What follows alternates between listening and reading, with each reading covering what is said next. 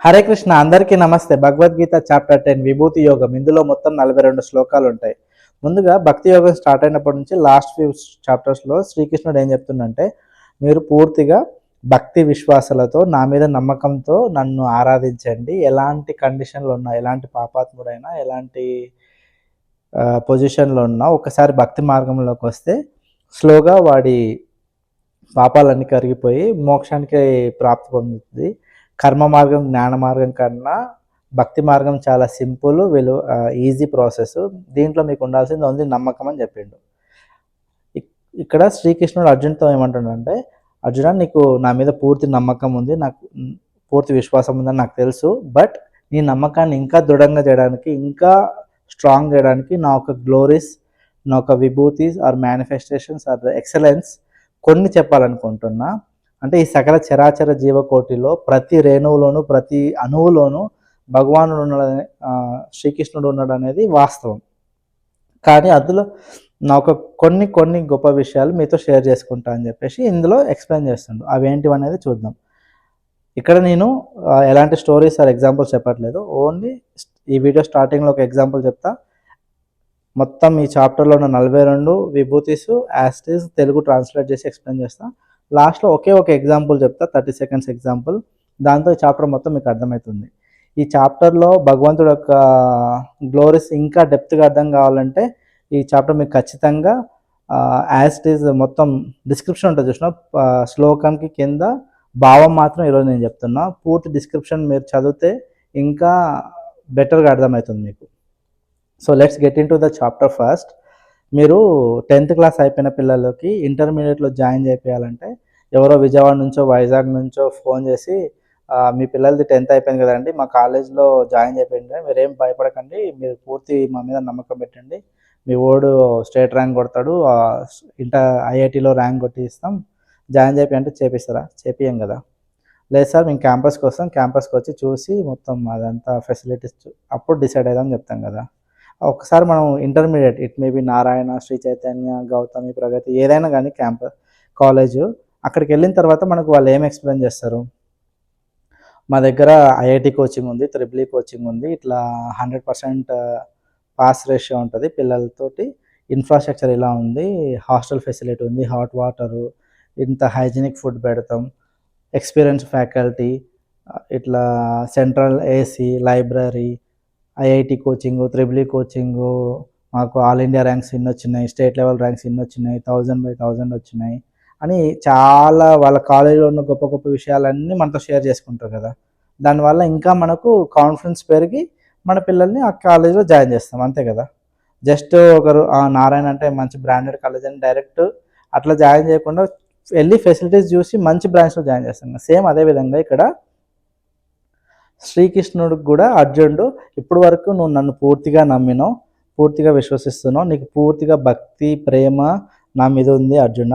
But నీ నమ్మకాన్ని, నీ భక్తిని, దాన్ని ఇంకా పెంచడానికి నా ఒక గొప్ప విషయాలు కొన్ని చెప్పాలనుకుంటా అని చెప్పేసి ఈ చాప్టర్లో ఒక 82 భగవంతుడి యొక్క విభూతిస్ ఆర్ గ్లోరీస్, ఎక్సలెన్స్ని ఎక్స్ప్లెయిన్ చేస్తుండు. అవేంటివో చూద్దాం. ఫస్ట్ 10th చాప్టర్ 6th శ్లోకాలో ఏమంటుంటే, సప్త మహర్షులు, 4 ప్రాచీన మునులు, వారే సనక్, సనందన్, సనత్ మరియు సనాతన్ అనే 4 మునులు, 14 మనువులు, ఈ 25 మంది శ్రీకృష్ణుడు యొక్క సంకల్ప బలం చేత వాళ్ళు ఈ భూ ప్రపంచం మీదకి జన్మించారనమాట. సో వాళ్ళ నుంచే ఈ ప్రపంచంలో ఉన్న జనాభా మొత్తం స్టార్ట్ అయింది. ఫస్ట్ ఈ భూమి మీదకి వచ్చింది ఈ 25 మంది. సప్త మహర్షులు 7 మంది, 4 ప్రాచీన మునులు, వాళ్ళు సనక్, సనందన్, సనత్ మరియు సనాతన్, దెన్ 14 మనువులు. వీళ్ళ పేర్లందరూ కూడా భగవద్గీతలో అక్కడ ఉంటుంది డిస్క్రిప్షన్లో. దెన్ 4th and 5th శ్లోకాలో, అంటే మన ఒక మనిషికి ఉండే ఎమోషన్స్ అన్నీ కూడా శ్రీకృష్ణుడికి నుంచి ఉద్భవించినాయి అని చెప్తుండే. ఏంటిదంటే, ఒక మనిషికి ఉండే బుద్ధి కుశలత, జ్ఞానము, ఆలోచనల్లో స్పష్టత, క్షమాగుణము, నిజాయితీ, మనస్సు, ఇంద్రియ నిగ్రహణ, సుఖదుఖాలు, జనన మరణాలు, భయము, ధైర్యము, అహింస, సమత్వ బుద్ధి, తృప్తి, తపస్సు, కీర్తి, అపకీర్తి మొదలగు మనుష్యులలో ఉండే వివిధమైన గుణములలోని వైవిధ్యములు నా నుండే జన్మించాయి అని చెప్పిండు. ఇంకేం చెప్పిండంటే అహం సర్వస్య ప్రభువో అని అన్నాడు. 8వ శ్లోకం ఈ చాప్టర్లో. అహం సర్వస్య ప్రభువో మతం సర్వం ప్రవర్తతే ఇది మత్వ భజంతే మాం బుధి భవ సమన్విత. అంటే ఈ సమస్త సృష్టికి మూల ఉత్పత్తి స్థానమును నా వల్లనే నడుస్తుంది. దీనిని సంపూర్ణంగా తెలుసుకున్న జ్ఞానులు నన్ను అత్యంత భక్తి విశ్వాసములతో ఆరాధిస్తారు అని చెప్పిండు. ఇట్లా కొన్ని గ్లోరీస్ చెప్పిన తర్వాత అర్జునుడు మళ్ళీ రెస్పాండ్ అవుతుండు. శ్లోక 12 నుంచి 18 వరకు ఏమంటుండంటే అర్జునుడు ఇట్లా అన్నాడు: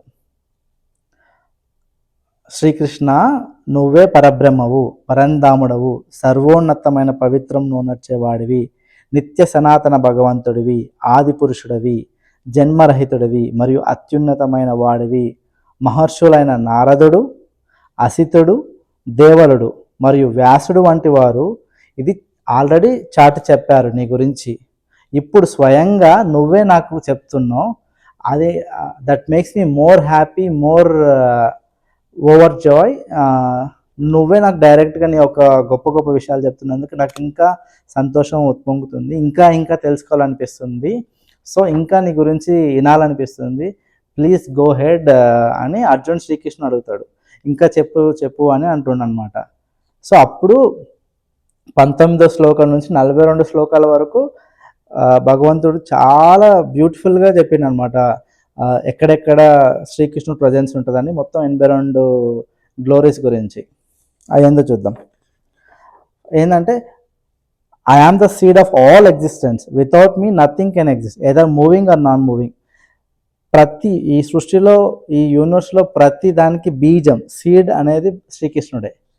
అతని నుంచే అది మూవింగ్ ఐటమ్ కానీ నాన్ మూవబుల్ ఐటమ్ కానీ ఏదైనా శ్రీకృష్ణుడి ద్వారానే. అదేంటంటే చూద్దాం. సర్వప్రాణుల ఆది మధ్యమం అంతం నేనే. ప్రకాశవంతమైన వస్తువులలో నేను సూర్యుడిని, మరత్తులలో మరీచుడని మరియు రాత్రిపూట ఆకాశ నక్షత్రాలలో చంద్రుడను నేనే.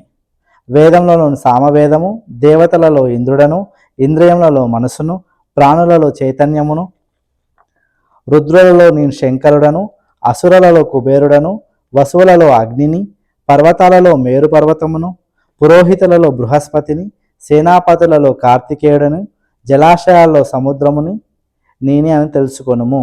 మహర్షులలో భృగు మహర్షి, శబ్దంలో అలౌకికం కాని ఓంకారమును, స్థావరంలో హిమాలయంను, వృక్షంలో రావి చెట్టుని, దేవర్షులలో నారదుడను, గంధర్వులలో చిత్రరథుడని, సిద్ధులలో కపిలముని, భద్రగజము అంటే ఏనుగులలో ఐరావతంని, మనుష్యులలో రాజుని, ఆయుధంలో వజ్రాయుధంని, ఆవులలో కామధేనువుని, సంతానోత్పత్తికి కారణంలో కామదేవుని, సర్పంలో వాసుకిని, నాగులలో అనంతుడను, నీటిలో వసించే వాటిలో వరుణుడను, పితృగుణములలో నేను ఆర్యముడని, న్యాయ ధర్మ పాలన అందించే వారిలో యమధర్మరాజుడని, దైత్యులలో ప్రహ్లాదుడిని, అన్నిటినీ నియంత్రించే వాటిలో కాలముని, మృగములలో సింహముని, పక్షులలో గరత్మంతుడిని, పవిత్రమునొచ్చే వాటిలో వాయువుని, శస్త్రధారులలో రాముడని, జలజంతువులలో మకరం అంటే ముసలిని, ప్రవహించే నదులలో గంగా నదిని, అక్షరములలో ఆకారంని, సమాసంలో ద్వంద్వ సమాసంని, అపరిమితమైన కాలంని, సృష్టికర్తలలో బ్రహ్మని, సర్వంను కబలించే మృత్యువుని నేనే. ఇక ముందు భవిష్యత్తులో వచ్చే వాటికి రీజను నేనే. ఉత్పత్తి స్థానంను, స్త్రీ లక్షణంలోని కీర్తి, సిరి సంపదన, చక్కటి వాక్కుని, జ్ఞాపక శక్తిని, మేధస్సుని, ధైర్యము మరియు క్షమాగుణమును కూడా నేనే. సామవేద మంత్రములలో బృహస్తముని తెలుసుకొనుము. ఛందస్సులలో గాయత్రి ఛందస్సు నేనే. హైందవ పంచాంగంలో మార్గశిర మాసమును నేనే. ఋతువులలో పుష్పాలిచ్చే వసంత ఋతువు నేనే. సంకల్పం కలవారిలో దృఢ సంకల్పమును నేనే. ధర్మపరాయణులలో సద్గుణమును నేనే. వృష్ణ వంశస్థులో శ్రీకృష్ణుడిని నేనే. పాండవులలో అర్జునుడిని నేనే. అంటే నీలోనే నేనున్నానని చెప్తున్నాను అనమాట. మునులలో వేద వ్యాసుడనని నేనే అని తెలుసుకున్నాము. గొప్ప ఆలోచన పరులలో శంకరాచార్యుడను, న్యాయరహితం నివారించడానికి ఉన్న విధానంలో ధర్మబద్ధమైన శిక్షను, అని ఇలా మొత్తం 82 విభూతిస్ ఎక్స్ప్లెయిన్ చేసిండు అనమాట. వీటి గురించి చాలా డీటెయిల్గా, చాలా నీట్గా విత్ ఎగ్జాంపుల్స్తో మీరు ఏ భగవద్గీత ఎవరు రాసి, ఇస్కాన్ వాళ్ళది కానీ వేరే ఎవరిదైనా భగవద్గీత చదివినా అందులో చాలా డీటెయిల్గా ఉంటాయి ఈ 82 విభూతిస్ గురించి. లాస్ట్లో ఏం చెప్తుందంటే, ఈ నా దివ్య విభూతులకు అంతం లేదు, ఓ పరంతాప, నేను ఇప్పటివరకు చెప్పింది నా అనంతమైన వైభవంలో ఒక చిన్న భాగం మాత్రమే. నువ్వు ఏదైనా అందమైన దాన్ని, ఆరు అద్భుతమైన దాన్ని, ఆరు శక్తివంతమైన దాన్ని చూస్తే అది కేవలం నా ఒక్క పవర్, నా ఒక్క శక్తి వల్ల అది అని తెలుసుకో అని చెప్పిండు. సో ఇన్ని విభూతి చెప్పిండు కదా, వీటన్నిటికీ ఒకే ఒక ఎగ్జాంపుల్ చెప్పాలనుకున్నా ఈజీగా అర్థం అవడానికి. మీ అందరికీ ఏమి ఇష్టం? బంగారం కదా. ఆ బంగారం గురించే ఎగ్జాంపుల్ చెప్తా. మీరు ఒక Malabar gold shop, Kalyan jewellers, మీకు ఇష్టమైన గున్ రోడ్ బంగారం షాప్కు ఏడుకో ఒక దగ్గరికి వెళ్ళిన తర్వాత ఈ బంగారం షాపుని ఒక్క సెకండ్ వరకు మీరు ఇదే ప్రపంచం అనుకోండి, బంగారం షాప్ని మీ ప్రపంచం అనుకోండి.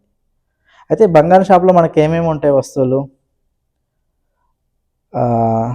హారం, చైన్లు, గాజులు, కమ్మలు, బుట్టలు, ఇంకేమేమి ఉంటాయి, వడ్డానం, బ్రేస్లైట్, చాలా different varieties of gold ornaments ఉంటాయి, ఆభరణాలు ఉంటాయి. సో నువ్వు హారం పెట్టుకున్నా, బ్రేస్లెట్ పెట్టుకున్నా, ఉంగరం పెట్టుకున్నా, మాటీలు పెట్టుకున్నా, ఏం పెట్టుకున్నా, బంగారం షాప్లో ఉన్న వస్తువుల్లో ప్రతి ఆర్నమెంట్, ఆభరణంలో ఉండేది ఏంటిది? బంగారమే కదా. గాజులో ఉండేది బంగారమే, హారంలో ఉండేది బంగారమే, ముక్కు కమ్మలో ఉండేది బంగారమే, ఉంగరంలో ఉండేది కూడా బంగారమే. శ్రీకృష్ణుడు ఇప్పుడు ఈ యూనివర్సే బంగారం షాప్ అయితే నువ్వు ఏ ఆర్నమెంట్ తీసుకుంటే ఆ ఆర్నమెంట్లో బంగారం ఉన్నట్టు ఈ ప్రపంచంలో, ఈ యూనివర్స్లో ఏ వస్తువు పట్టుకున్నా అందులో శ్రీకృష్ణుడు ఉన్నాడని దీని అర్థం.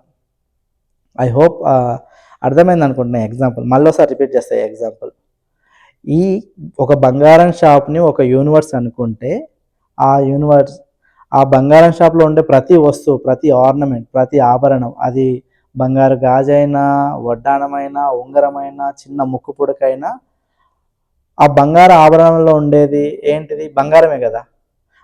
ఆభరణంలో నుంచి, ఆ ఆర్నమెంట్లో నుంచి బంగారాన్ని పక్కకు తీసేస్తే ఏముంటుంది? ఏముండదు కదా. సో ఆ బంగారమే భగవంతుడు, ఆ బంగారమే శ్రీకృష్ణ పరబ్రహ్మ, ఆ బంగారమే ఈశ్వరుడు, ఆ బంగారమే పరమాత్ముడు. సో మన దేవుడు బంగారం. ఇంకా చిన్న స్మాల్ ఎగ్జాంపుల్ చెప్తున్నా. GOD, God. G అంటే జనరేటర్, O అంటే ఆపరేటర్, D అంటే డెస్ట్రాయర్. జనరేట్ చేసేది శ్రీకృష్ణుడే, ఆపరేట్ చేసేది కృష్ణుడే, డెస్ట్రాయ్ చేసేది కృష్ణుడే. కృష్ణుడు అంటే పరమాత్ముడు, పరమేశ్వరుడు, ఈశ్వరుడు, అన్నీ తానే. మీకు ఇష్టదైవం ఎవరు అనుకుంటే వాళ్ళే. So God is the ultimate generator, operator, destroyer.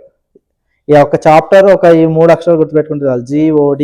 G అంటే జనరేటర్, O అంటే ఆపరేటరు, D అంటే డెస్ట్రాయరు. ఈ చాప్టర్ మొత్తం భగవానుడు ఒక గ్లోరీస్ గురించి ఎక్స్ప్లెయిన్ చేసిండు. ఐ హోప్ ఈ అర్థమైంది అనుకుంటున్నా ఈ chapter. Thank you. Hare Krishna.